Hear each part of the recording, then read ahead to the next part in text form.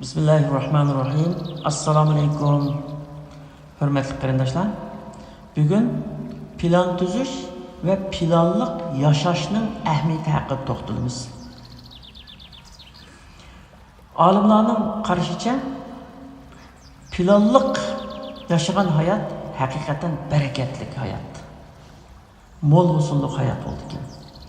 Plansiz yaşangan hayat sunun üstüdeki ölüp belekle okşaş bir hayatken. Her kandak narsa iki qatım yaratıldı deydi alimlar. Biri fikirde yaratıldı, biri amelde yaratıldı. Avval şunun fikri buludu, onunki planı kuruludu, onunki işlenidu, şunun bilan vücudga çıkıdamdı. Yakında bu Harvard Üniversitesi'nin en ahirki yıllık o'quvchilarninki o'qish bitirish murosimidan keyin ularni toplaydi ekan maktab idorasi. Toplab har birining qo'liga bir varaqdan qog'ozni berib va bidin qalamni berib, sizlar hozirdan boshlab 10 yilgacha nima ish qilganligingni va 10 yildan keyin har biringlarning qanday natijaga erishganliginglarni şunu yazınlar, an astığa telefon numaralarını ve turduğu yerlerin adreslerini yazınlar. Kim izleyimiz de koyduğun, şunu olan 10 yılgıca olan hiç kim izlemeydiken, 10 yıl toşkanlıkken bir-birlep olan izleyip tutken. Ulanı ki kağızga qarasam da, toşqazgan kağızga qarasa, 90% kişi belki umumi gayni sözleptiken. Ya ki alim buluman, ya ki bay buluman, ya ki meşhur buluman. Bunun tefsilatını demekti. 10% kişi tefsilatını sözleptiken. Mesela bay buluman diyenleri 10 yılın içinde mançı milyon dolarga ega buluman de. Alim buluman degeni palanı pende mutaxassis bulup mançılık hizmet yaratıman de. Ama meşhur olaman degene palani şirketga müdür olaman yoki palani parlamentga a'zo olaman deganga o'xshash ayda tafsilotini yozibdi ekan.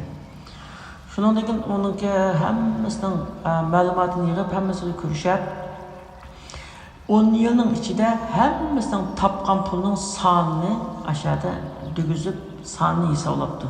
Hisoblagandan keyin aşı planı iniq bo'lgan, tafsili plan tuzgan 10% kishininki puli umumiy to'plangan pulning 94%ni tashkil qildi. Qolgan 90% haliqi bundaq tafsili plan tuzmay umumiy plan tuzgan, ya'ni g'oyani so'zlagan kishilarniki aran 4%ni tashkil qildi. Shundan keyin u shunday yakun chiqaribdiki, her qanday narsani tafsiloti bilan aniq shuna plan tuzganda uning natijasi zo'r bo'ldi ekan deb. Endi biz islom tarixiga qaraydigan bo'lsak hamda islomning dastlabki vaqtlarida Qurayshlik 4 yigit Kabe'nin oldida o'tirib plan tuzishibdi. Hammani o'zingizga keyin cho'ng'iga nim bo'lganligini aytinglarmishada deyishgan. Shuni o'tirib Mus'ab ibn Umayr men vali bo'lsam, bir vali bo'lsam degan. Abdullah ibn Zubayr men shu arablarni boshqursam degan. Abdülmelik ibn Mervan ben dünyaya meşhur olsam degan. Urve ibn Zübeyir sizlarning hammanglar bu dunyolikni dedinglar, ben bu cennetni qazansam, cennetning eng oliy maqomini qazansam dedi ekan. Shundan keyin bularningki endi tarixini izlaganda Mus'ab ibn Zübeyir amaliyotda Iroqqa vali bo'ldi ekan. Abdullah ibn Zübeyir mo Iroqda xalifa bo'ldi ekan. Abdülmelik ibn Mervan Emeviler'deki dünyaya en tanılgan öz vaxtida şu 3 qit'ada mashhur bo'lgan mashhur xaliflardan bo'lgan. Urva ibn Zubayr islom tarixidagi eng taqvodor, eng olim kishi bo'lib tarixga qayd qilindi ekan. Ya'ni bu dunyolikdan yo'q, faqat oxirat uchun eng taqvodor, eng olim kishi bo'lib tarixga qayd qilindi ekan. Endi arzu, arman, shu planga o'zgargan vaqtda plan ishqa, ya'ni emgakka o'zgargan vaqtda u ish chuqur amalga oshadi ekan. Masalan, Salman ibn Farsi'ninki nayt muhim bir qissasi var mesela. Salman ibn Farsi radıyallahu anhu Peygamber sallallahu aleyhi ve sellem'in sahabesi. Bu kişi İran'da şu but yasaydıgan bir adamның ve Budda dinindeki çoğun bir əməldar adamınki balısken. Duhqan deyilgen andaq adam ne? Şu Budda dinindeki çoğun əməldarlarını. Şunun balısı iken bu. Bu kiçikitin tartıp ben hakikatini izlesem deyilgen. Mesela kavmininki hurapatlarına qarab hakikatini tapsam deb ayda bir arzu qildiken. Bir günü seferde ketip berip bir Hristiyanlarınki çirkov uçrab qaldiken, çirkovdan çıqqanında nima ovoz ashuni ko'rib, kirib ularning injilni o'qiyotganligini ko'rib, keyin shunga ko'ngli yumshab qolib, shu çirkovga jiqib bortgan bo'lib qolganda, dadasi buni bilib qolib, bizningki shu buddist dindan boshqa dinga eg'ib ketmasin deb uni qat'iy çirkovga bog'lab qo'ymayotgan. Hatta keyin buni nazarband qilib qo'ygan. Şəhərinin sırtıqı çıxıl qoymayotgan qilib qo'yganda, boshqa bir yer bo'lmayotgan, faqat shu butning qashqa berib, ashunga salom berib, kelib qitgan ishlarni nim qildi ekan. Onun nurg'un xizmatchilari bor, shunday cho'ng adam ekan u. Bir kuni bu Salman ibn Farsi Hristiyanlarniki shu chirkovni ko'rib, chirkovni keyin ancha yoqmaydi ekan unga. Bu haqiqat emas ekan deb buningdan shu Sham tarafga, endi ko'p payg'ambarlar o'tgan yerda aytgan, Sham taraflarga o'tsam deb o'zininki dadasining xizmatchilariga karvonlar o'tgan chog'da menga bir xabar qilib qo'ysanglar, ashlarni bilan kessam deb aytgan. Ma'qul deb uni xabar qilib qo'ygan, shuni ular Shamga borganda bu karvonlar bilan berib, o'sha eng katta olim kim desa bir rohibni ko'rsatib o'tgan. Dünyadaki en yaxshi adam, en katta olimdir. Ashuningki xizmatchi bo'lay, sizning xizmatingizni qilay deb, shu haqiqatni izlash maqsadi bilan ashunga xizmatchi bo'lay deb shu qishga berib xizmat qilgan bir qancha yil.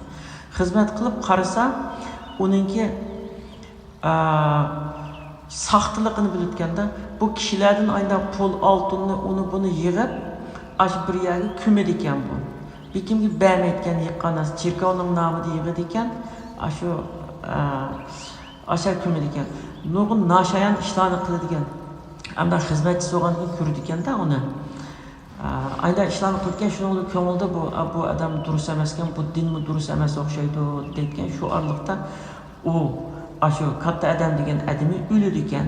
O'lgandan kishilarga bu sizlar o'ylagandek bunda taqvo odam emas, bu Palaniyaga oltin ko'matdi, bunday yomon ishlarni qilatdi, sen nima deyapsan? Bizningki olimimiz ne desa, kiranglarimiz ishonmasang deb ashani echib, ko'mab bo'lgan oltin kumushlarni topadi ekan. Topgan ekan, u odamning achchig'i kelib, uning ko'mab bo'lgan o'ligini tashlab ketgan shunda achchiqlab.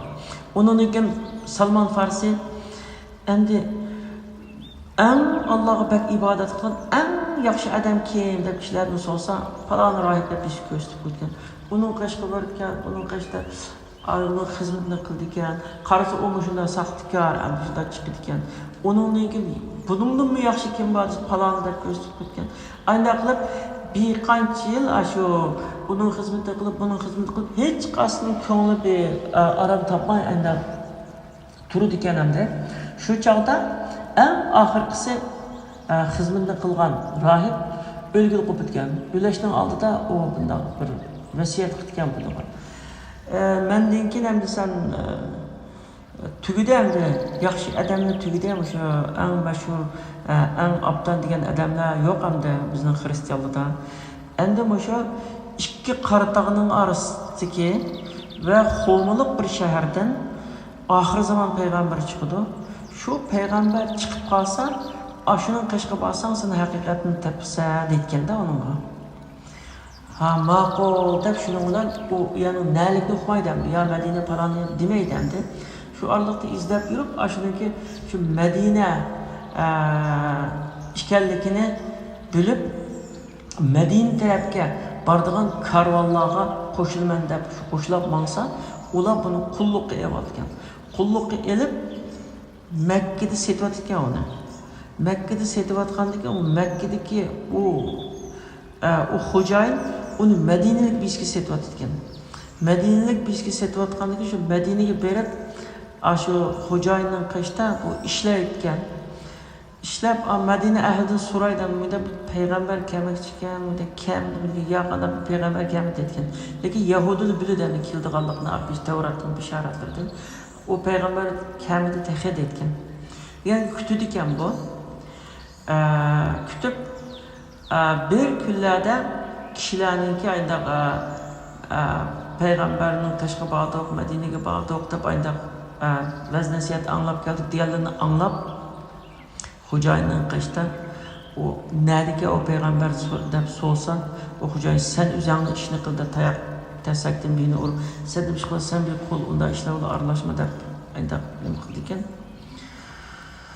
Shundan keyin bu bir g'ayrat qilib bir kuni xo'jayinning qishni qechib, bunda xorma binasini olib Rasulullohni ziyorat qilib keldi. Uzun bir qissa endi uni lekin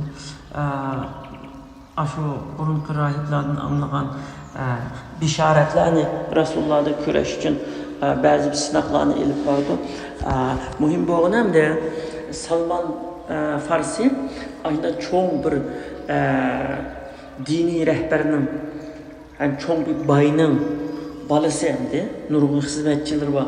Lekin bir haqiqatni tepish uchun, haqni topsam bo'ladi deb o'zini xar qilib xizmat yo'lab shularga shu qul ulab qulluq qilib eng oxiri haqiqatni topadigan bu. Demak hamda biz haqiqatni tepish yo'lda, haqiqat yo'lda o'zimizni xar qilsak bo'ladi. Lekin bu dunyo uchun, boshqa maqsad uchun o'zimizni xar qilsak bo'lmaydi hamda. Mu'minlar kofirlarning oldida tik turadigan, mu'min qarindoshlarning oldida kamtar bo'ladigan aynan sifat bo'lish kerak hamda. Şu an Salman Farsi'nin bu kıssasında şu haqiqatga yetishni maqsad qilib planlab, şu planni oxirgi amalga oshirish uchun o'zini xar qiladi, jafo tortadi, qulluq qiladi, och qoladi, ajdaqa eng oxiri haqiqatga yetadi. Demak endi bir insonda shunday bir orzu armon bo'lsa, yani arzu arman mahkam bo'lib, shuning bilan ish ani amalga oshiradigan ish billa bo'lsa, cho'qim amalga oshadi ekan. Endi Umar ibn Abdul Aziz deb Amaviylarningki 7-xalifasi, Amaviylar davlatininki xalifaligining 7-xalifasi Umar ibn Abdul Aziz degan bir zot o'tgan hamda bu kishininki martabasining yuqorligidan ulamolar buni 4 xalifaga qo'shib 5-xalifa deb Abu Bakr, Umar, Osman, Ali radhiyallahu anhularning qatoridan ashuna 5-si Umar ibn Abdul Aziz deb sanaydi. Shunchalik yaxshi bir xalifa bo'lgan. Bu kishining bir mashhur so'zi bor. Mening arzularim faqat tugamaydi. Mening nafsim, ko'nglim shunda bir cho'ng-cho'ng arzularni kichigimdan tortib nima qiladi? Hammasiga plan tuzatdim deydi. Birinchi planim tağamның qizi Fatimani elish plan bo'ldi deydi. Bu hamda o'zimi Umar ibn Abdulaziz shu xalifaning o'g'li, tag'ismi dadasidan xalifa bo'lganlik, shu xalifa oilasidan hamda tag'isining qizi Fatima Qur'onni yodlagan shoir, noyda chiroyli, taqvodor shundoq bir qizgan hamda Fatimani elishni men planladim, eng oxiri uni oldim. Keyin amir bo'lishni arzu qildim, ve şu yolda tirishdim, Medine'ye emir oldum. Keyin xalifa bo'lishni arzu qildim ve planladim, xalifa bo'ldim. Xalifa bo'lgandan keyin endi jannatni arzu qildim. Shuning bilan mushu xalifalikni o'zimningki jannat uchun xizmat qildim yani. Bizning jannat uchun xizmat qildim mushu xalifalikda. Deydi endi.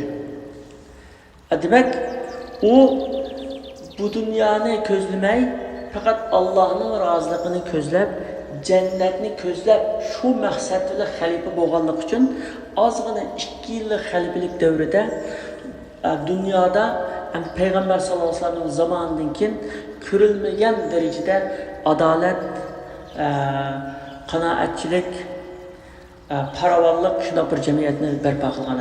Hatta Umar ibn Abdülaziz'nin devrinde zakatni birdigan pekir tapamay qolgan deydigan rivoyatlar bor. Shunchalik adolat, shunchalik to'qliq. Chunki dunyodagi boylikni bir qism odamlar buna besib yetib olmasa, hamma odam yetadi masalan. Hamma odam agar shu zakatini joyida biritgan bo'lsa, normalda faqir qolmaydi ekan hamda. Shunday bir zamonni o'tkazgan. Demak, Umar ibn Abdulaziz bu şunu planlagan, şu planga layık kadem baskan arzu armanıga yetken. Bunda kısılar nadi bekçik tariximizcha. Şuna bizde hayatımızda kısa müddetlik, uzun müddetlik deganga o'xshash bunda planlı bo'lish kerak. Shu plan bo'yicha maqsad cho'qim g'alaba qila olamiz endi. Alloh taolo hammalarni yaxshi ishlarga muvaffaq qilsin. Hammalarning arzu armoniga yetkazsin. Amin.